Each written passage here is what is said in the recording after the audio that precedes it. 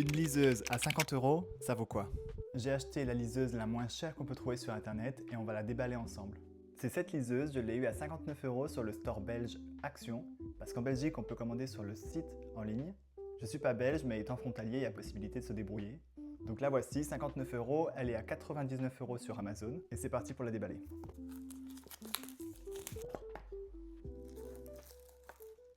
Donc dans la boîte, on a évidemment la liseuse, le chargeur et la notice. Et on est sur de l'USB-C, donc comme les Kindle et les Kobo.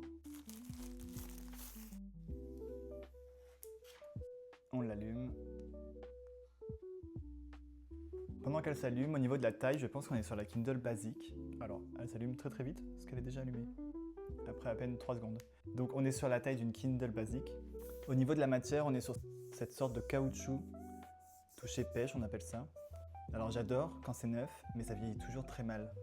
Je ne sais pas si vous avez déjà eu un appareil électronique avec ce toucher-là. Sinon ça tient très bien en main. Étant donné que c'est pas une liseuse très connue, je pense pas qu'on puisse trouver facilement des coques de protection. Maintenant qu'elle est allumée, on va la découvrir, donc c'est très différent des Kindle.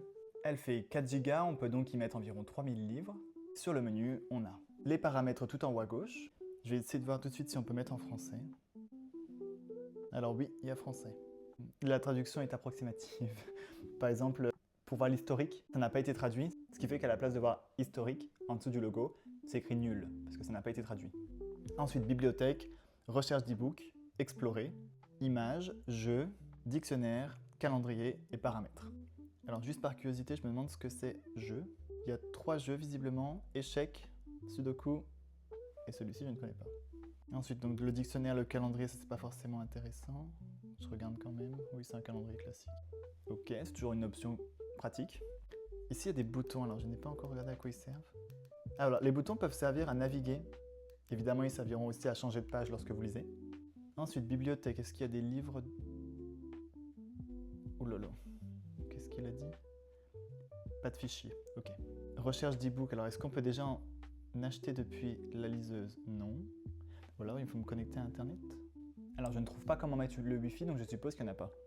Donc on va importer un livre directement dessus et on va découvrir comment se passe la lecture. Je branche le câble d'un côté sur l'iPad, de l'autre sur la liseuse. Rien ne se passe. Alors ça ne fonctionne pas en branchant directement la liseuse à l'iPad ne la reconnaît pas. Donc ce que je vais faire, il y a un port pour les micro SD, donc les petites cartes mémoire. Je vais directement mettre un livre sur une carte mémoire et ensuite l'insérer dans la liseuse.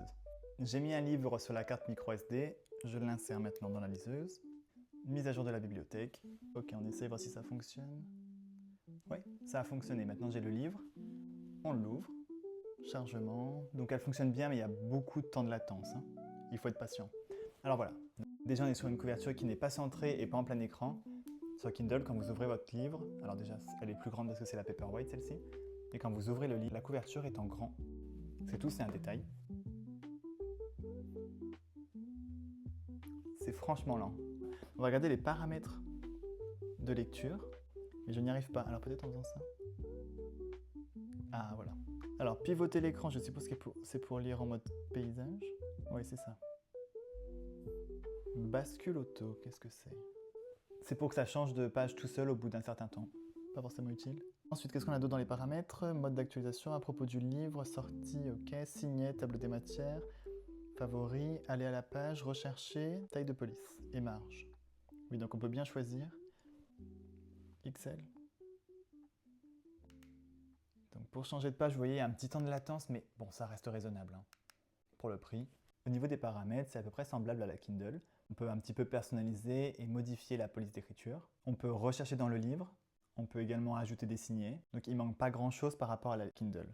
Je voudrais juste voir si quand on verrouille la liseuse, on a le livre en cours de lecture sur l'écran de veille. Non, on a juste le logo de la marque qui explique d'appuyer pour la rallumer. Donc comme je disais en début de vidéo, la liseuse a 4 Go, mais on peut également ajouter une carte micro SD qui peut aller jusqu'à 32 Go. Donc au final, on peut avoir 36 Go de livres. Donc ça représente des dizaines de milliers de livres. Au niveau de l'utilisation, je trouve que c'est vraiment pas très fluide, mais c'est pas non plus un cauchemar. Elle n'est pas du tout inutilisable. Surtout qu'une fois qu'on lit, à part le changement de page, donc en cliquant sur le bouton qui est très pratique, ou en cliquant sur l'écran, c'est tout ce qu'on fait. Après, effectivement, quand on navigue dans les menus et dans les paramètres, là, il faut être patient. L'avantage, il faut le dire quand même, c'est qu'elle s'allumait en quelques secondes, alors qu'une Kindle, c'est plutôt long à s'allumer. Mettre un livre dedans n'était pas si compliqué, je pensais que j'allais vraiment avoir du mal, mais avec le système de micro SD, j'ai pris 3 minutes.